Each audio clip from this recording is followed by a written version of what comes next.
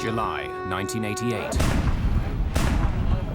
A US Navy cruiser is battling Iranian gunboats in the Persian Gulf. Suddenly, its radar picks up a mystery aircraft. Is this plane friend or foe? They have 7 minutes to decide. As the aircraft draws ever closer, the pressure mounts. If you do not change course to 270 immediately... And the captain is faced with a terrible choice. Shoot it down or risk the lives of his own crew.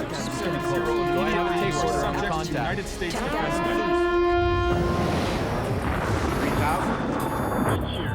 We're not getting any oxygen. We have the terrain alarm. Even our Aero Peru 603. We are in an emergency.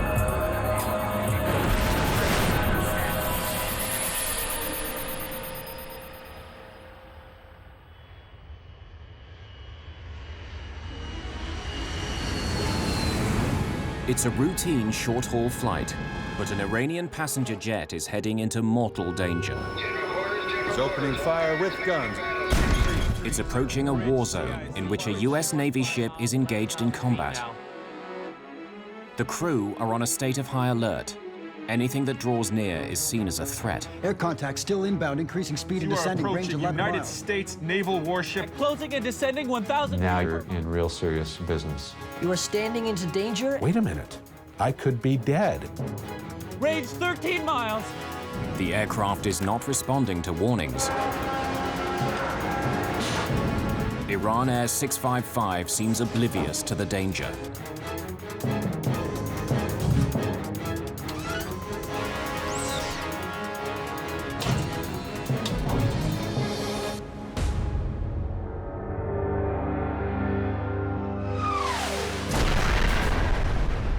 In 1988, Iran and Iraq have reached a stalemate in a savage 8-year conflict.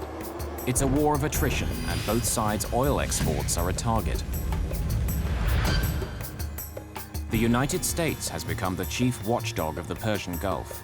Over 30 US warships protect neutral tankers. Dawn, July the 3rd.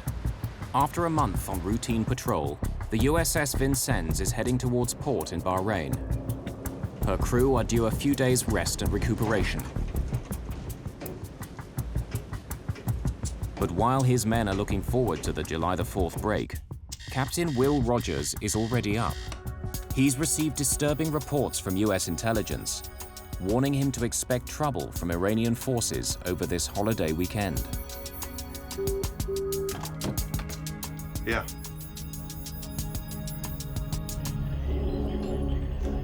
In the Vincennes Combat Information Center, the watch officer has received an urgent message from another ship in the US fleet that Iranian gunboats are harassing a Pakistani merchant vessel. Skipper, you better come down. Sounds like the Montgomery's got her nose in a beehive. I'll be right there. The frigate USS Elmer Montgomery is north of the Vincennes near the narrow Strait of Hormuz. It's here that Iranian gunboats have been most active in attacking oil tankers as they exit the Persian Gulf. Designed to protect an aircraft carrier group, the Vincennes is a billion-dollar Aegis cruiser. It's armed with Mark 26 missile launchers, Harpoon anti-ship missiles, 2 5-inch guns, and the Phalanx close-in weapons system, which fires over 3,000 rounds a minute. But what makes the ship so special is its high-tech radar. The phased array Spy-1 can simultaneously search and track over 100 targets over 300 kilometers away.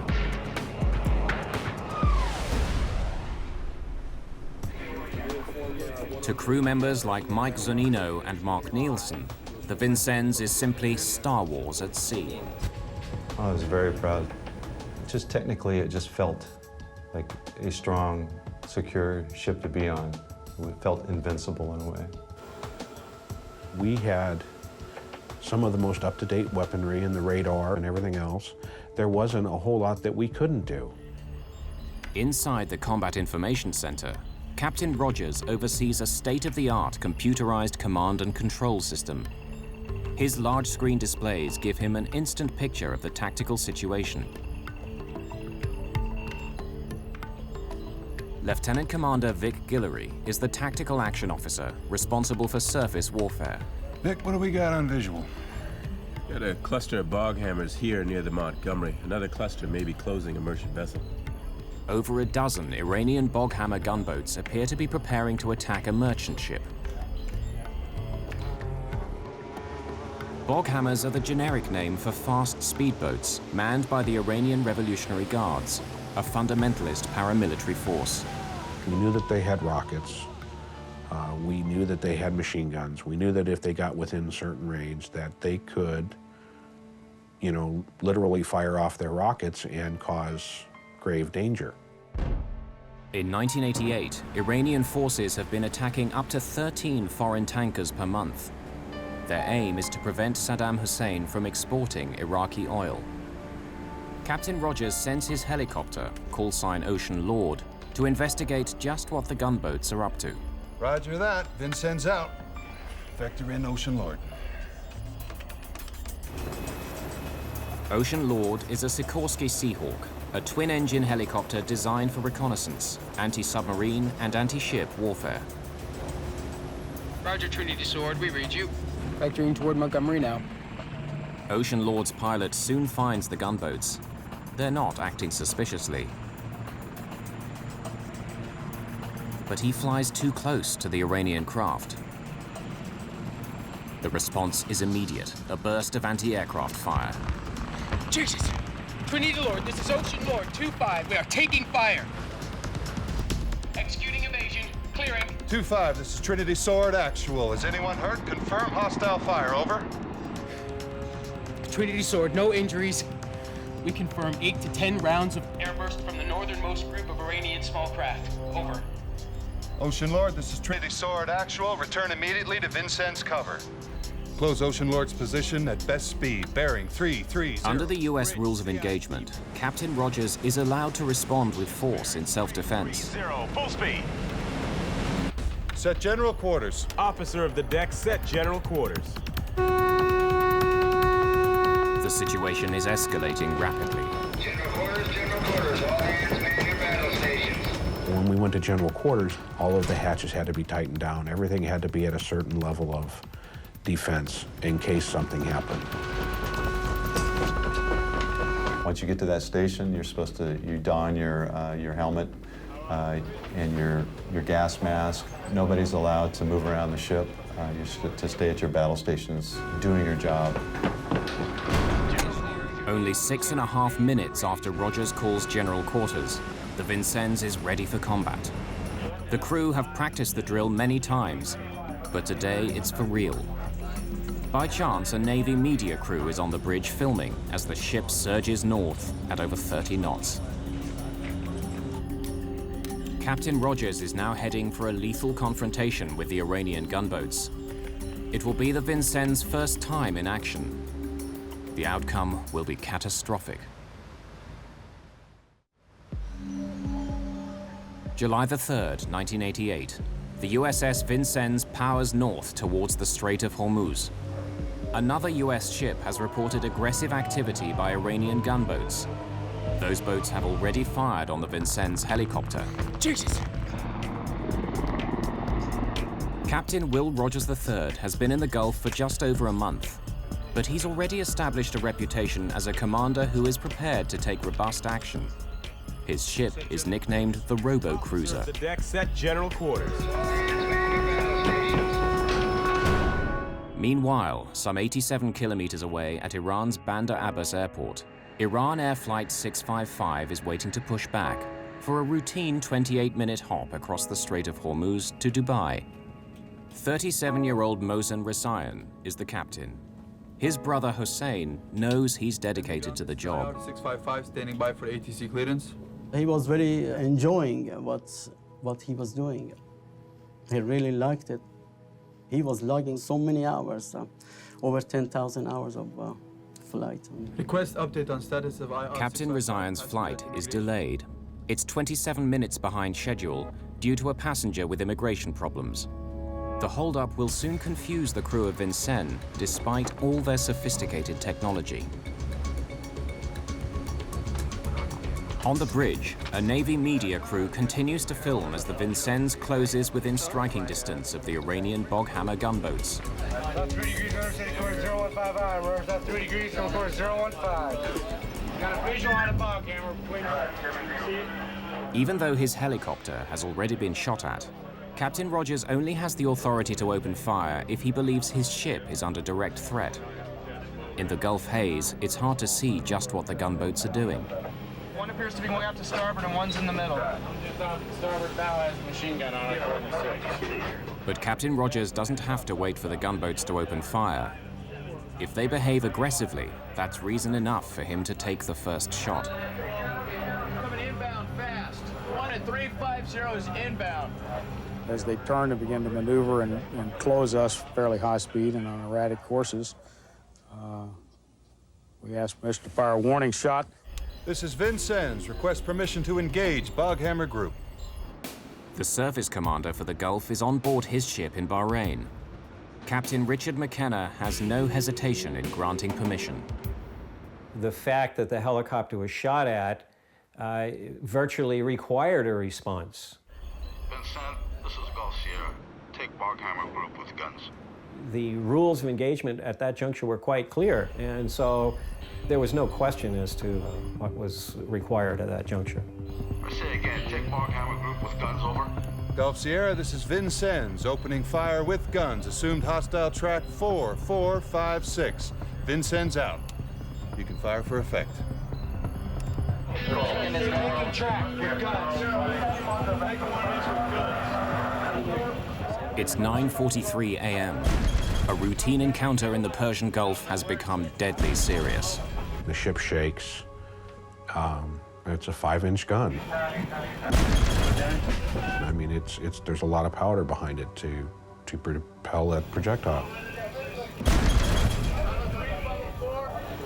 Oh man, he's right behind him. 300. This is the first time that the crew of the Vincennes have ever seen action. It's a 028 now. Combat was, that was the furthest thing probably from any of us. Even though we were a combat ship, it was one of those things. It's like it'll never happen to us, but yet it did. The gunboats are now shooting back, but their fire is falling well short. The Vincennes and the Montgomery take them on together. The battle is fast-moving, with frequent changes of course. We were maneuvering rapidly because, in the first place, my desire was to keep them at arm's length, if you will.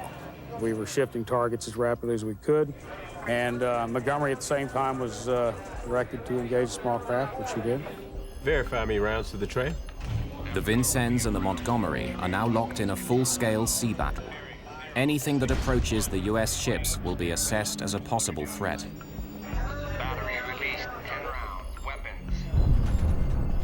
Lieutenant Commander Scott Lustig is the officer responsible for alerting the captain to potential airborne threats. He's been tracking an aircraft that has suddenly changed course and is now heading towards the Vincennes. 4472, Iranian P3, range 62 miles. The plane has been identified as an Iranian P3 Orion, a long-range maritime surveillance aircraft. In a well-rehearsed procedure, the Vincennes warns the P3 on a military frequency that he's being tracked. 270, this is United States Naval warship. Request you state your intentions.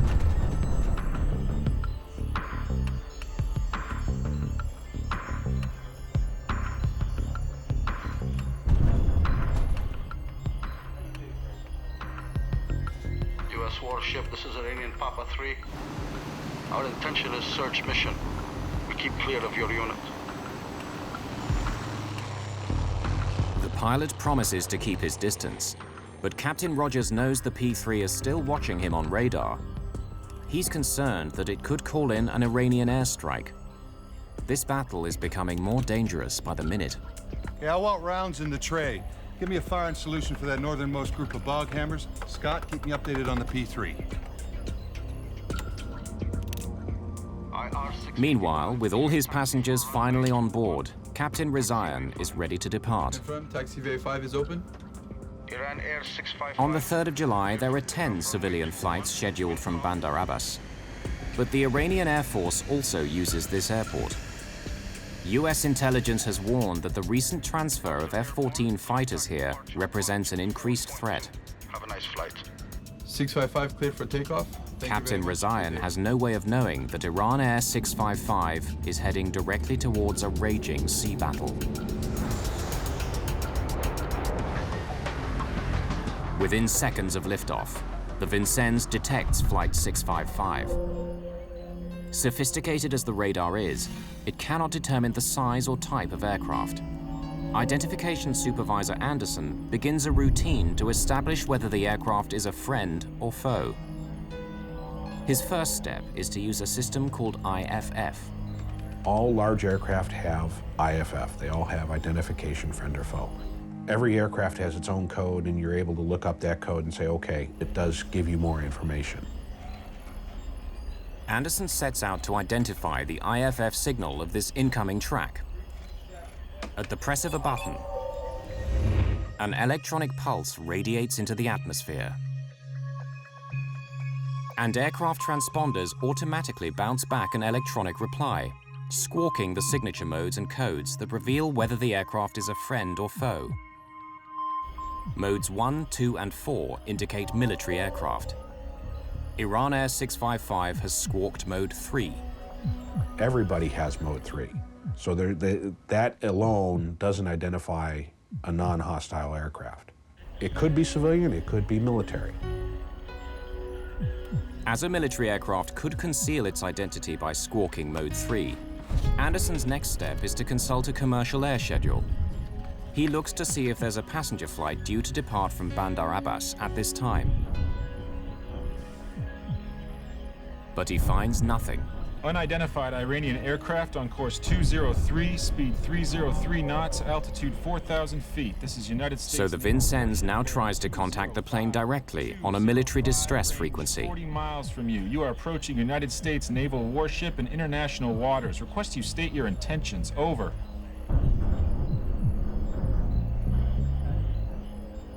But there's no response. For all its state-of-the-art technology, the Vincennes doesn't have a radio tuned to civil air traffic control frequencies. Unidentified aircraft on course 206, speed. So the only option left is for the ship to call the mystery aircraft on the civilian international air distress frequency. You are approaching a United States naval warship. Request you remain clear. But there's still no answer from Flight 655. With the incoming plane closing in on the Vincennes at 8 kilometers every minute, Anderson is now alarmed to discover its IFF signal appears to have changed. The plane is squawking both Mode 3 and Mode 2, 1100. When Anderson consults his code list, he makes a disturbing discovery. The 1100 suggests that this plane could be an Iranian F-14 fighter.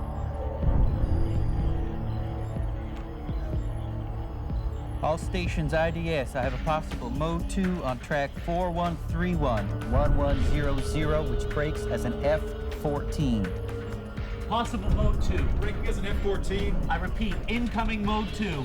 Anderson's words spread like wildfire throughout the CIC. The aircraft is now labeled as an F-14 fighter on the tactical displays in front of Captain Rogers. 48 kilometers away, the Airbus with its 290 passengers climbs out over the Persian Gulf.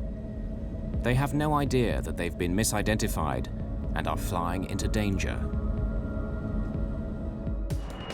An Iranian passenger jet heading for Dubai is unknowingly flying directly towards a US warship engaged in battle in the Strait of Hormuz.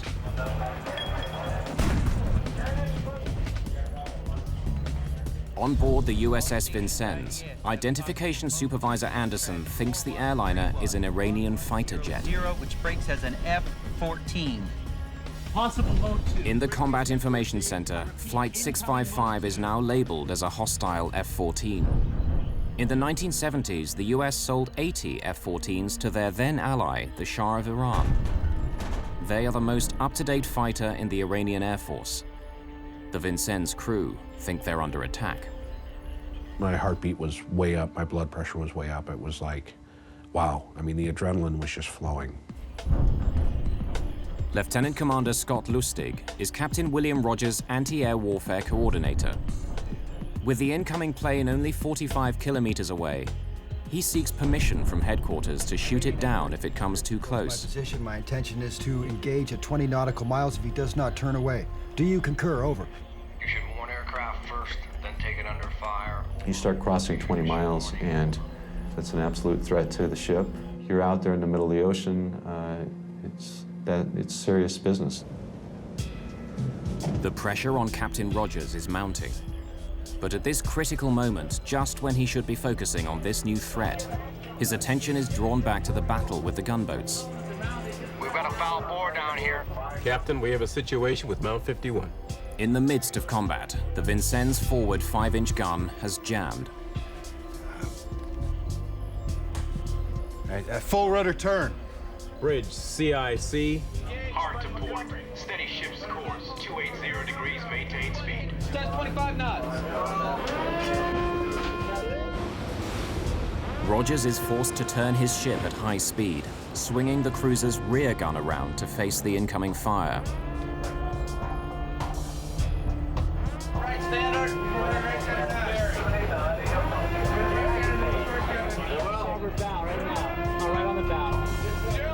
The ship leans, so if anything was not tied down, it of course went everywhere. It went sliding off, up against the wall. It turned sharp enough that if you were standing, you had to hold on to something to keep from falling over. Bring aft gun to bear now. As Captain Rogers struggles to keep the gunboats engaged, Captain Rezaian is busy with the routines of climbing to cruising altitude. FIR 58, Dubai 0715. Confirm you are squawking 6760. Affirmative. Confirmation that his aircraft is transmitting the correct civilian IFF code, so that it can be easily identified on radar. In the Vincennes Combat Information Center, Lieutenant William Mountford sees that the approaching plane is now squawking a Mode 3 IFF response. He thinks it may not be a military aircraft after all. Sir, possible calm air.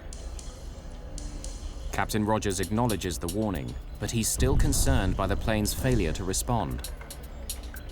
The aircraft was warned a number of times, continued to close. Time is a demon here. If I have a long time to sort things out, you're going to take more time to look at this and more time to look at that.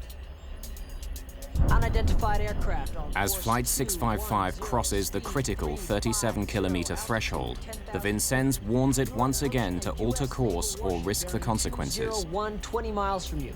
You are standing into danger and may be subject to United States defensive measures. Request you remain clear of me. Captain Rogers now has the authority to shoot the plane down. Captain, do you wish to engage at 20 miles? Captain, do you wish to engage the target at 20 miles?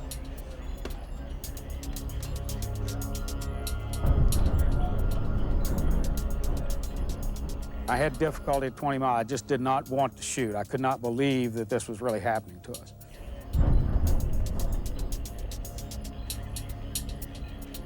Captain, do you wish to engage the target at 20 miles? Negative.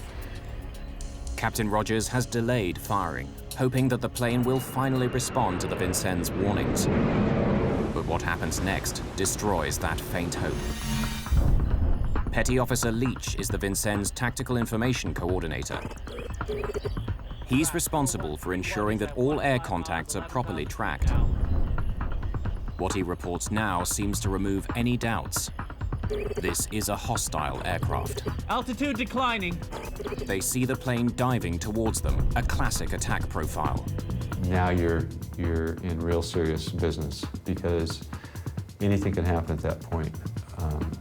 Whether that aircraft might launch something at you, it could be the aircraft itself. 15 miles, that's pretty close and pretty serious. Iranian aircraft on course 211, speed 385 Track 4131 approaching 13 nautical miles. United States naval warship operating in international waters. Wait a minute. I could be dead. the tension is just continually rising during this whole time.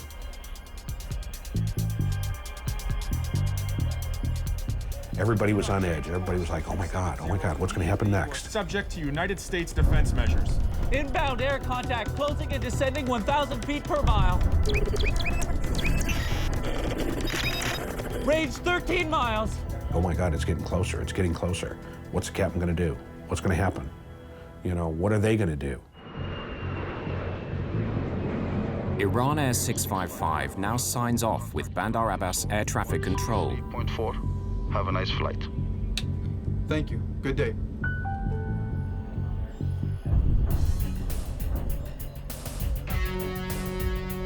God damn it, he's getting close. Mark, incoming bog hammer, bearing 042. Air contact still inbound, increasing speed and descending, range 11 miles. Captain Rogers' worst fear is that the Vincennes might face the same fate as another ship, the USS Stark. A year earlier, an Iraqi fighter launched 2 Exocet missiles at it. 37 sailors were killed, and the ship nearly lost.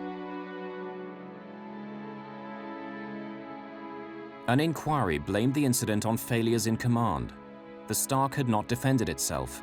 Its captain was reprimanded and allowed to resign from the Navy. Captain, air contact still inbound, increasing speed and descending, range 11 miles.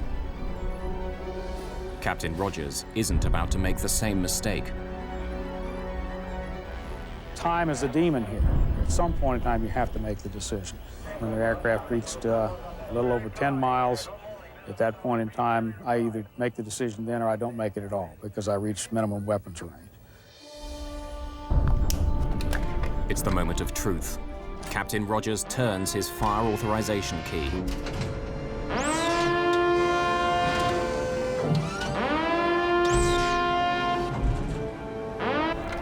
Take order, track 4131.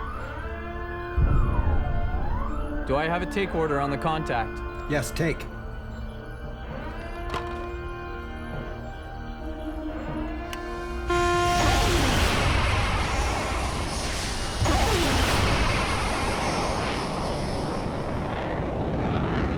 Birds away.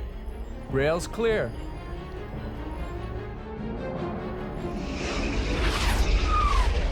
Iranian aircraft on course 209, speed 353 knots. As the final warning goes out on the military air distress frequency, Rogers keeps his finger on the hold fire button so he can destroy the missiles if the aircraft finally responds.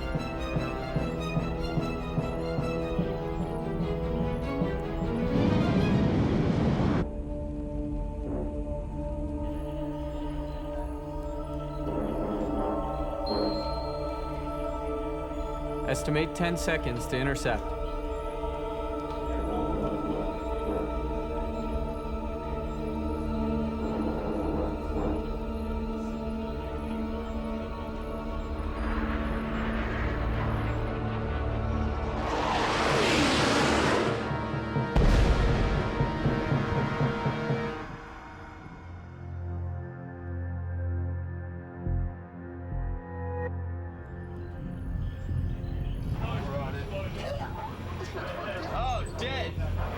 Up on the bridge, the crew has confirmed the kill.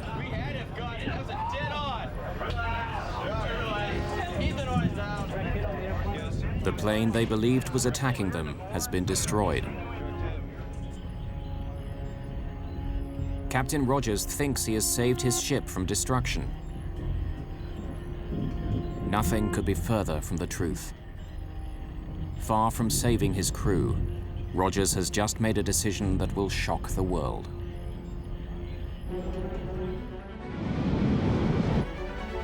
God damn it, he's getting close. At the height of a naval battle with Iranian gunboats in the Persian Gulf, the USS Vincennes has detected an incoming aircraft. Take order, track 4131. In the ship's combat information center, that plane has been misidentified as an Iranian F-14 fighter. After the plane has failed to respond to warnings, Captain William Rogers has shot it down.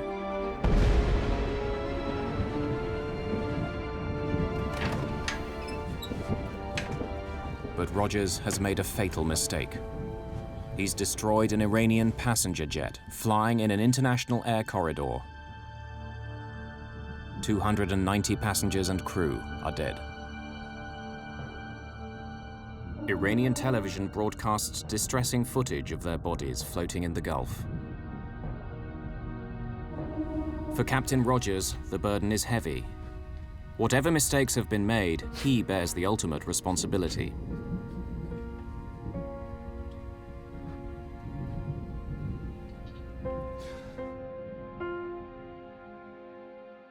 But for the victims' families, it's worse. Captain Rizayan's elder brother, Hussein, tries to identify his remains in a temporary mortuary in Bandar Abbas. I try not to imagine where I went to. I try to forget it, and when I look at those bodies, I just can't control myself, and I just try to think about something else, not to think of what I saw. Captain Rizayan's body is never recovered. Really, I'm shattered. Our family, especially his kids, his wife, my parents, which they're still living, and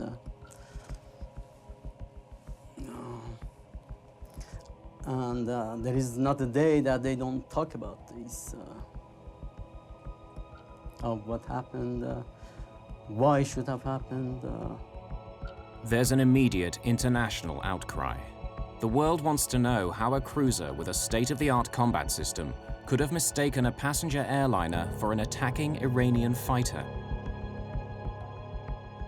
Captain, do you swear that the evidence you are giving in this matter, now an investigation... The US government appoints Rear Admiral William Fogarty to conduct an inquiry to find out what went wrong.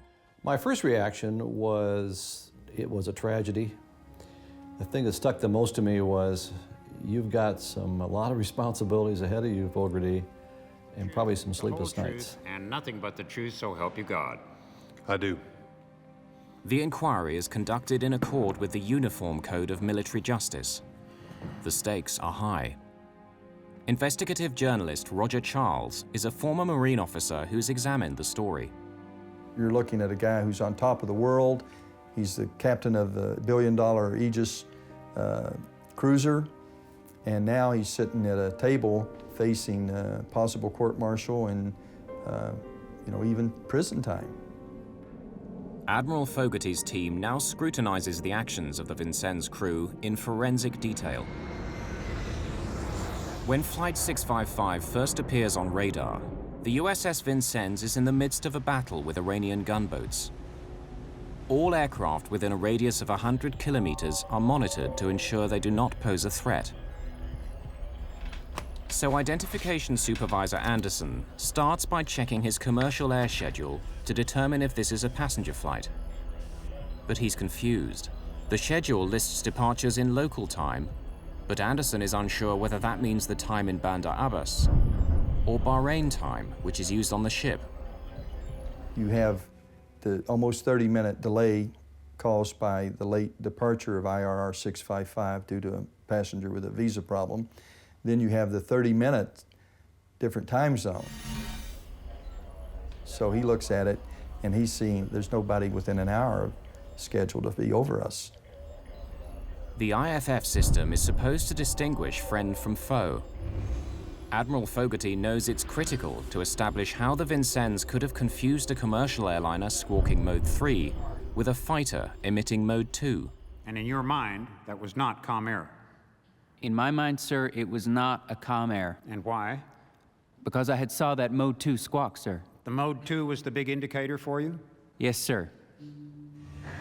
From intelligence, Fogarty discovers that as Flight 655 prepares for takeoff, an Iranian F-14 is also on the tarmac at Bandar Abbas. It now appears that although Anderson rolls his ball tab to hook Flight 655 as it takes off, he leaves it hooked for almost 90 seconds. So although the hook symbol moves towards the Vincennes, the system is still reading IFF signals from the airport at Bandar Abbas. It's a human error caused by poor design on this high-tech warship. He left the ball tab on Bandar Abbas. So what we believe happened, and I'm pretty sure this is exactly what happened, he picked up the Mode 2 of the Iranian fighter that was getting ready for takeoff behind the Airbus. The identification of an F-14 appears to confirm intelligence, warning Captain Rogers to anticipate trouble over the July the 4th weekend. He now believes the aircraft is part of a coordinated strike on the Vincennes from both sea and air.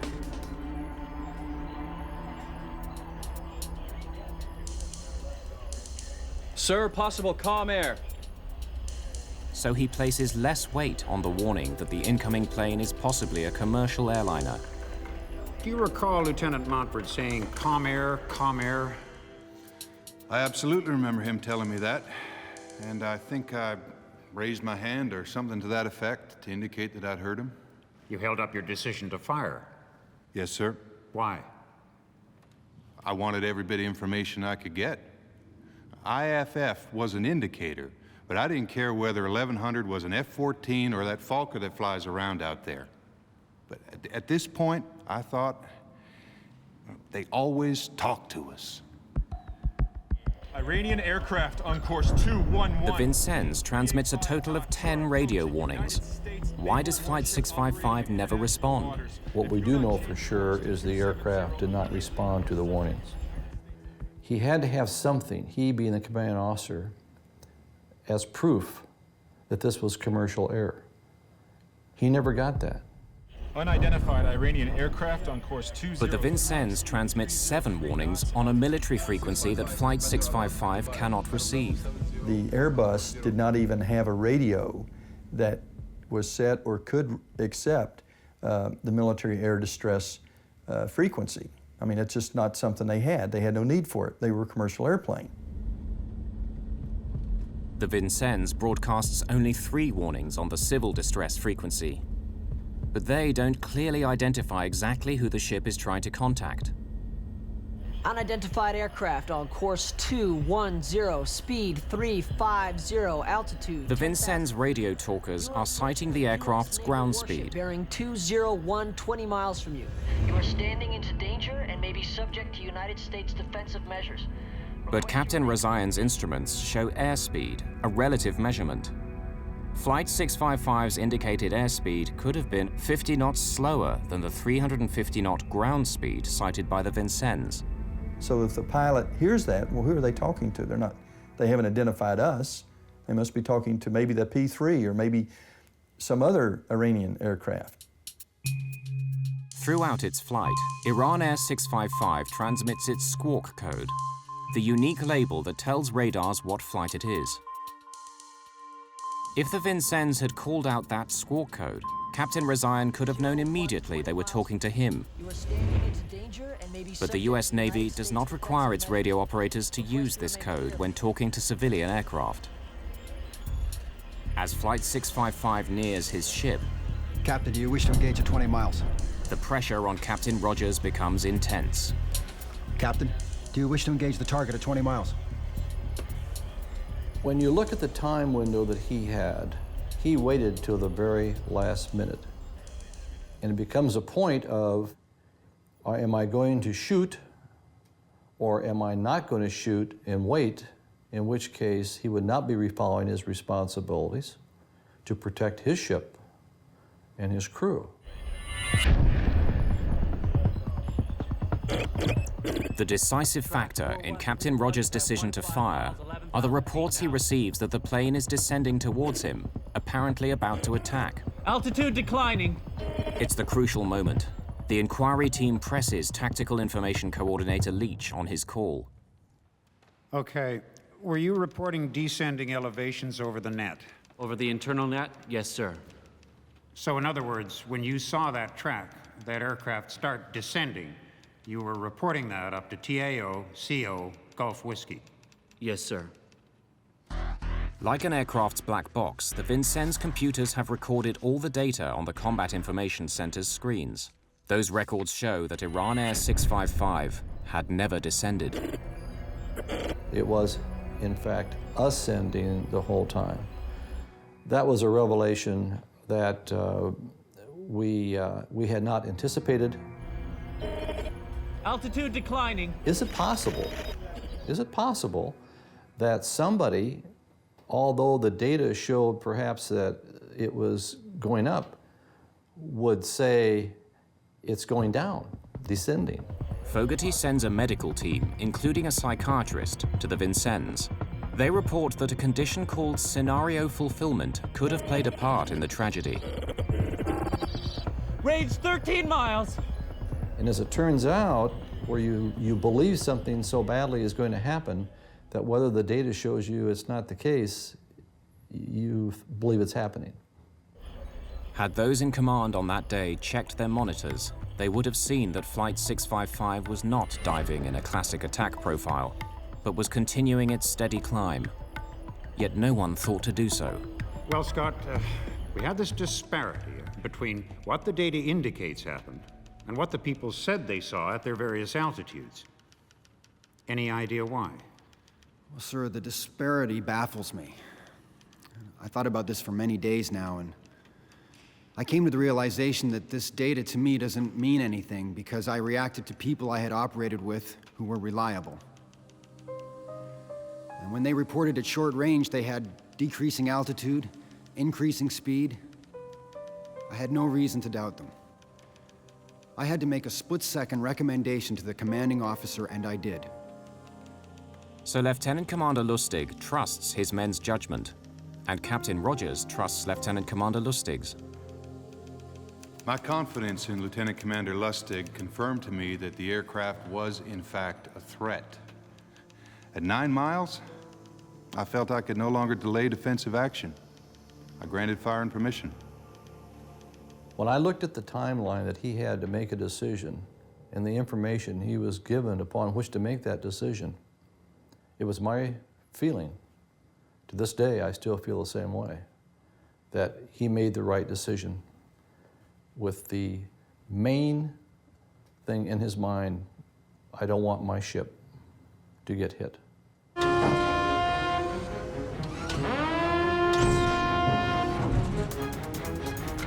Take order, track 4131. The Vincennes' sophisticated combat information system gives its crew accurate information, but their fear has created a threat where none exists.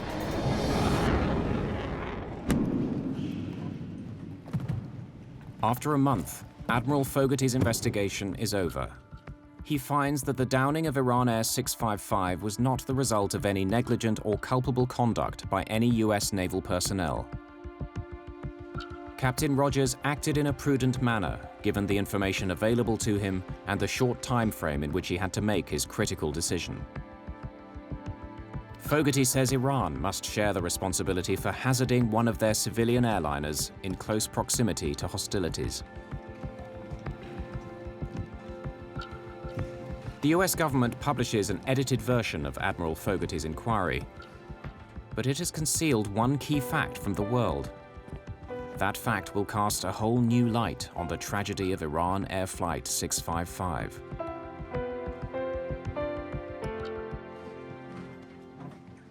In August 1988, a detailed inquiry by Admiral William Fogarty into the shooting down of Iran Air 655 concludes that the captain and crew of the USS Vincennes acted properly in the face of what they believed was a threat to their ship.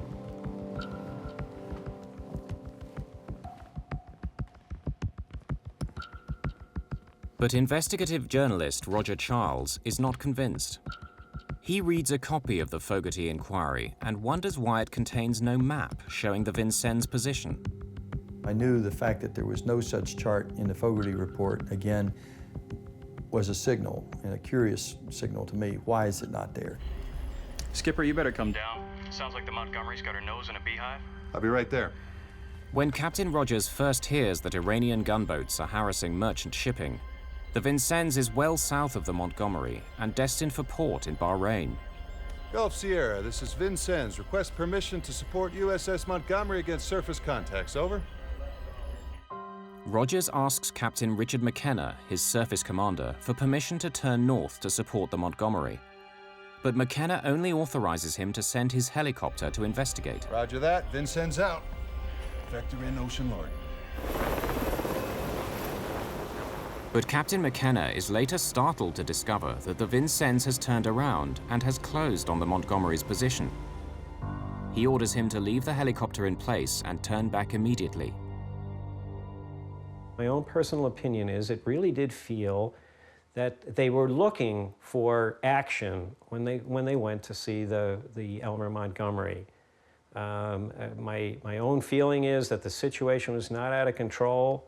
It was really my call, and yet, even though they were assigned another station, they took it upon themselves to be there.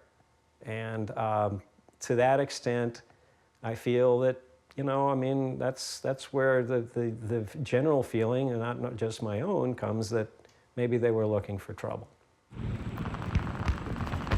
Jesus!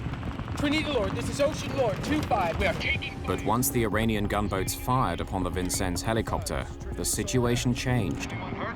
Close Ocean Lord's position at best speed. The rules of engagement now allow Captain Rogers to respond with force. General quarters. Officer of the... He's now authorized to head off in hot pursuit of the gunboats. But where does that lead him? In 1990, Roger Charles obtains a copy of a restricted report on the destruction of Iran Air 655 by the International Civil Aviation Organization. It gives the Vincennes coordinates. When Charles plots them on a chart, he makes a startling discovery. At the time of the shootdown, the Vincennes is over 4 kilometers inside Iranian territorial waters.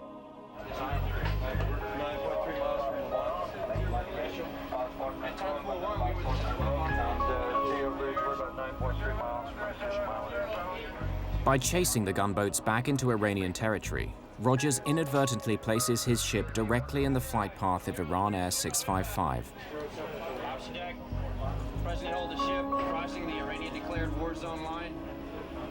If Rogers had not taken the Vincennes up to attack the gunboats, there would have been no shoot down of IR 655. I mean, that's clear. There would have been no ongoing surface action. Rogers would have had his radar screen set for the air side of things. The focus would have only been on the air picture. They would have had plenty of time to make a proper determination that this was a commercial airliner. Despite the tragedy, the crew of the Vincennes receive a hero's welcome on their return to port in San Diego. Any ship in the Navy is a multi-mission ship. Captain, do you wish to engage the target at 20 miles? Lieutenant Commander Scott Lustig is awarded a Navy Commendation Medal for his ability to maintain his poise and confidence under fire. Take order, track 4131. Captain Rogers receives the Legion of Merit for his performance as commanding officer of the Vincennes. Both men have since retired from the Navy. Every year, the families of those who died on Iran Air 655 commemorate their loss in the Persian Gulf.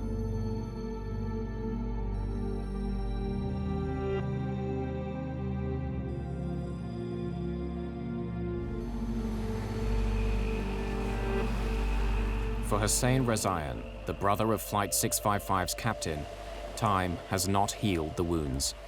I still feel the same way. Although I try to keep myself busy, not to think about it, because it's still, I mean, it's an unforgettable human tragedy. Even after 17 years passed, the horrors of what went on in that day, you know, still lingers on in everybody's life. In a world where technology grows ever more sophisticated, fear, the most basic of human instincts, can create the greatest tragedies.